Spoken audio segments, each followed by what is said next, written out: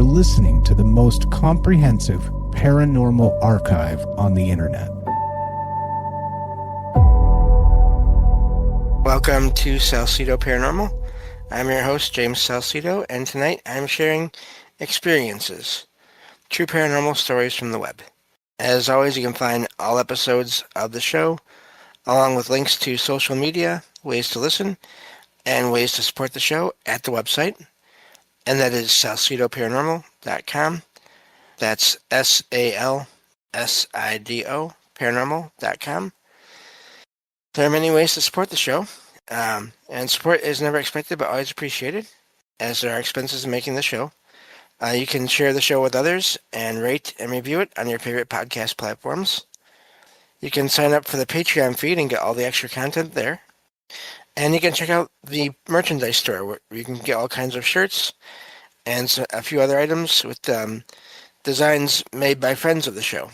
Please follow friends of the show, including Jen, the Arcane Observer, who has her own channel, excuse me, and is the co-host of this show on Saturdays whenever she's able to make it. And Ricky of the Anything is Possible podcast, who does a paranormal themed show usually on Sundays, and I usually join him for that as well. And also Michael Strange, host of Trouble Minds Radio, which I call into frequently, and the Trouble Minds Radio Network, KUAP Digital Broadcasting, where you can hear all kinds of amazing shows, as well as my own, online 24/7 for free. And I believe that takes care of everything, so let me get to the true stories here. Hello, I see you there in chat. No worries. These go out to the podcast feed, so you'll get to hear them when they come out, no matter what. So let me get to this first experience here. This one says, this happened back in November or December last year. I was at a friend's house, and she had this Christmas decoration of 2 socks hanging over an electric heater looking like a fireplace. She'd put stuff in there, sweets or something, so they weren't empty. She told me before I had arrived that at night they would just randomly drop to the ground for no apparent reason. She half-jokingly said her place was haunted, but I noticed even then that it was bothering her. I didn't think much of it and thought she was silly for thinking this was supernatural or anything. That's sad. But anyway, we sat on the couch watching TV when one of the socks dropped to the ground. She immediately was like, see? And I went over there to investigate. The sock was very mildly heavy, and the plastic hook it was hanging on should support it, but I hadn't been super surprised if it had given to the weight and fallen off, but it was perfectly in place. The hook was unharmed. I fidgeted with it to see if there was any chance of it giving way or something like this, but it was solid. The sock had been hanging on it by a loop, and this too was perfectly intact. I sat there for maybe 2 or 3 minutes because I wanted to prove to my friend that there was nothing paranormal and everything had an explanation, but I couldn't. Fairly confused, I put the sock back on the hook and went back to the couch. Half an hour later or so, the other sock dropped. Again, I investigated to my best effort, but couldn't see an explanation. I said to my now pretty scared friend that the socks were too heavy and emptied them both. They were super light now, like usual woolen socks are, and there was no way anything about this construction would be weak or anything. Still, both of them kept falling down several times later that night. We always put them back up and always talked about maybe missing something, like could there be some kind of airflow that blows them off and whatnot. I should also add and say that the heater was off, and it was there just for decoration. We also talked about capturing the area on camera, but we had no stand for our phones, and it didn't seem serious enough to me to awkwardly look for a place in the room to put my phone in a way it would capture the socks properly. But looking back, I kind of wish I had. It still bugs me because there simply is no explanation to this, in my opinion. And that's where that one ends. I'm wondering if there was a presence there and they realized that was a heater beneath these socks and was sort of trying to tell these people or this person that it might not be a good idea to have fabrics above a heater, even if it's not on, in case it got turned on or just any number of, I don't know, possible safety issues there. And I could be wrong. I mean, maybe they don't, maybe that wasn't that big of a deal. Maybe it wouldn't have. But I've heard of, in rare cases, space heaters causing fires. So I'm just curious, even if it wouldn't, but whoever was there just thought that it would. And this was them trying to get the attention and say, hey, don't put these here. That kind of a situation. I'm really curious if that was why that was happening. And I'm also curious if, was that the only thing that ever happened there? Was the friend saying that they thought their place was haunted just because of that? Because I'm just curious if they would have not hung those socks there, would that have still happened? Would there have been, or was there other activity? Even then, if there was other activity, I'm just curious if they had tried not hanging those socks there, if anything else would have happened like that in that area. So I don't know, just a lot of questions there as usual. That's the downside to doing these kinds of shows where I find these things online. You only get what you get in the post. There's comments and everything, but that's a lot of extra reading. But yeah, it's wild, especially when these are not heavy socks and they're not full of things. It's not like a Christmas stocking that's all full of gifts and other things like that. So I don't know what was going on there for sure. Except, like I said, to me, it almost feels like someone was just not happy that those were hanging there and was trying to get the person to get rid of them, get them out of there. But I could be wrong on that too. Moving on to the next one here. This one, let's see here. Okay. Oh, there it is. So this one says, this has not happened before here. Tonight, there was tapping on my window, and it sounded intentional. It sounded like someone was literally knocking on the window glass. I went out and told the security staff that was here, and he went out there and checked to see if there was somebody out there for me because I was too scared to go out to go check myself. And he said there was nobody. I went back in, and there hasn't been any more knocking on my window glass.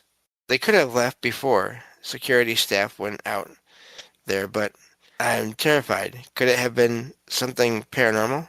Let me know. And that's where that post ends. I don't think they need to be terrified necessarily, especially if it's stopped. But I can understand them being frightened. There's so many accounts of this, of knocking and tapping on windows or doors, and I don't know what it is, but it just happens over and over again. I find posts like this every so often. So is it someone wanting to be let in? Is it someone just wanting attention, wanting to get to say hello? It's really hard when that's all it is, to know what's going on there.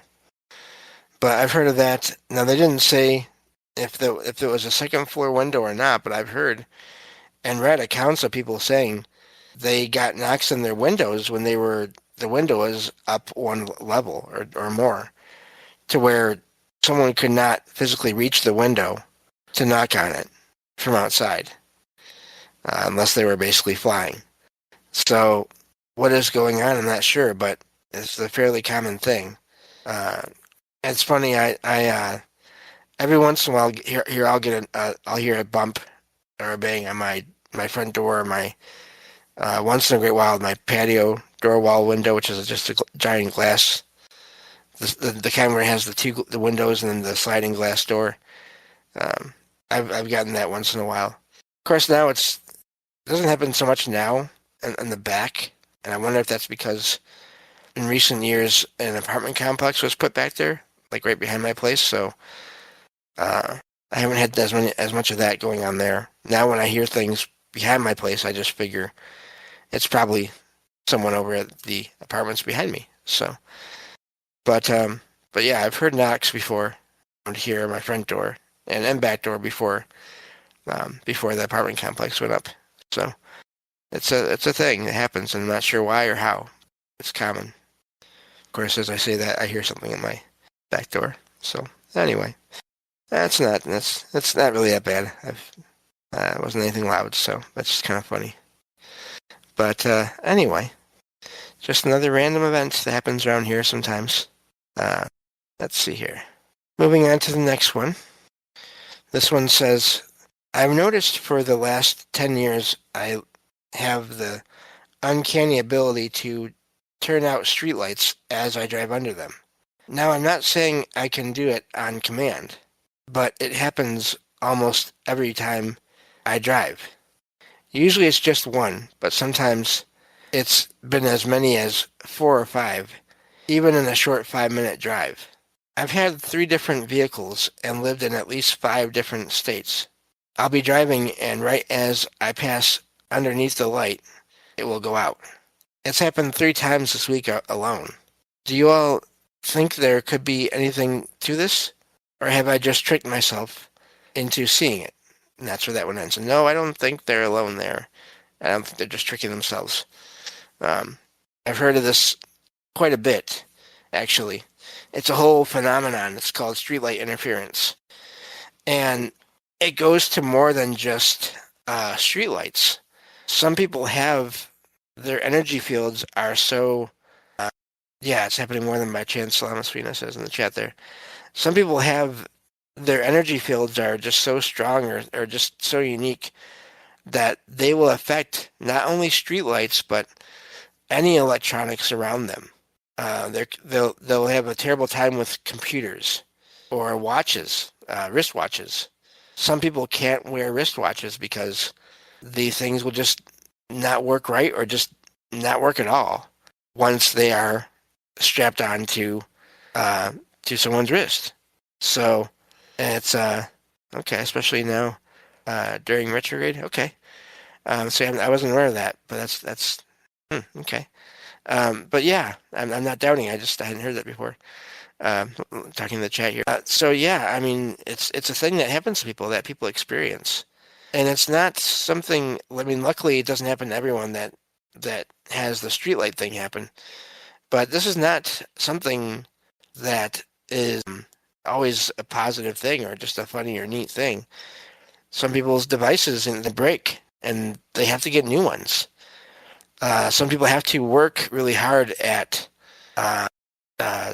sort of monitoring or sort of controlling their emotions. In a lot of cases, it has to do with emotions. And if they're really in an emotional state, high intensity emotions, that will also cause things to break.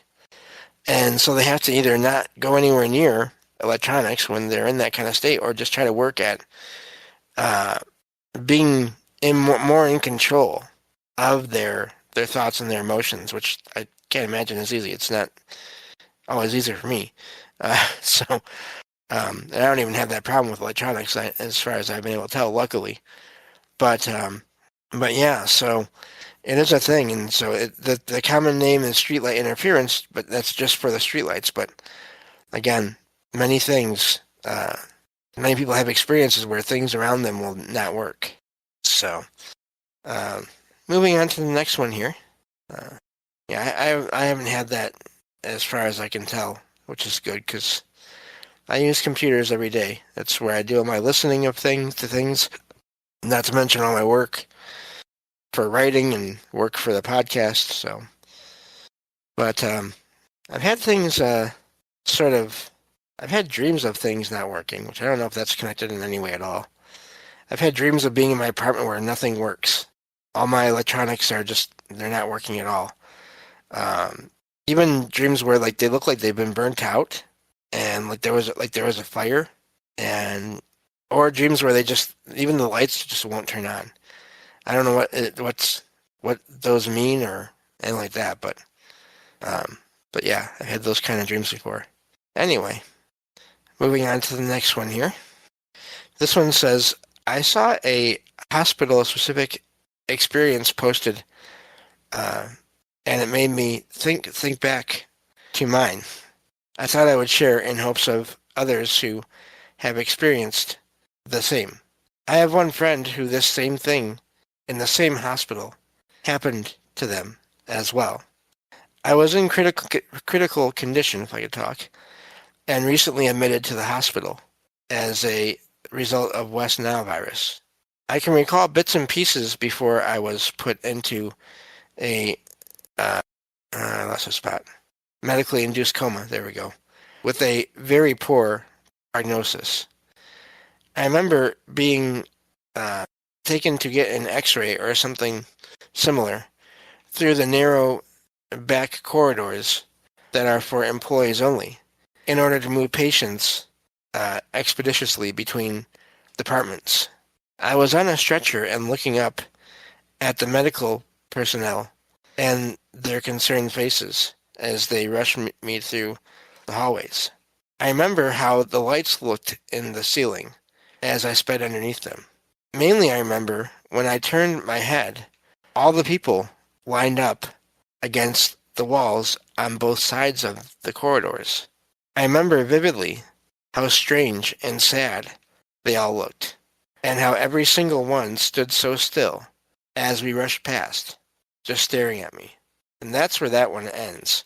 Now, you may think or hope that that's just a sort of made-up story, but given all of the other weirdness I've read about and heard about in hospitals, I can't just write that one off. And it's also fascinating that this person has a friend who had the same experience in that same hospital. I'm really wondering about the history of, where this hospital is at and all these things, because that is a lot to have. That's an intense experience to have. And I wonder if it's because this person was, possibly close to dying. And again, details I don't know, but is it because they were sort of on the edge of life, between life and death, and in a place where that is common, and just in a place, type of location where so many hospitals you find accounts of experiences, people having experiences in them. I've noticed that a couple of times I've ever been in a hospital, in the lobbies and even in the rooms, the hospitals always felt extremely crowded to me. Almost like what this person is describing, except I didn't see anyone. It was just a sense of the hallways and the rooms were just full of people that I couldn't see or hear or feel. I could just sense that there were people there. And I'm just wondering how many people go through or use a room in the course of a history of a hospital. It has to be many. And so it really is something I wonder about when it comes to this. And I've found and shared accounts before of people having experiences in medical facilities, hospitals, mental health facilities here and there. All these kinds of places where people are going in because they're not doing well necessarily, and at least in a lot of cases, and they go there to get better. And of course, luckily, so many people they do, but then there's also the cases, unfortunately, where they don't. So, and then you have, again, in hospitals, it's not just a place where people are passing away. It's a place where people are coming into this world in a physical form. So, you have sort of this transfer of consciousness happening all around the hospital, I would guess. And I mean, I'm not saying every hospital is, but I do think that there is consciousness moving through and or staying, in some cases, every hospital. It's just a matter of how often are how often are they noticed or felt. So at one point we will do a show just on hospital experiences, because I know that could be easily arranged. I could just do some searches online for those kinds of accounts of experiences. But also, I kind of haven't done that yet, because every so often, like this last post I read here, they show up anyway. So I don't feel a major need to do a medical professionals focused kind of show, but we may do that at some point anyway, just because it is a common thing. And it makes me wonder, and this is just sort of questions here: are all medical professionals to some degree somewhat sensitive to all this, or are they not? Or is that, if they are, then is that part of what draws them to do what they do? I'm just curious now. Just a lot of questions, of course, as usual. Not really any answers. And but that'll do it for this episode. Thank you all for listening, and I will talk to you all next time on Salsido Paranormal. Take care.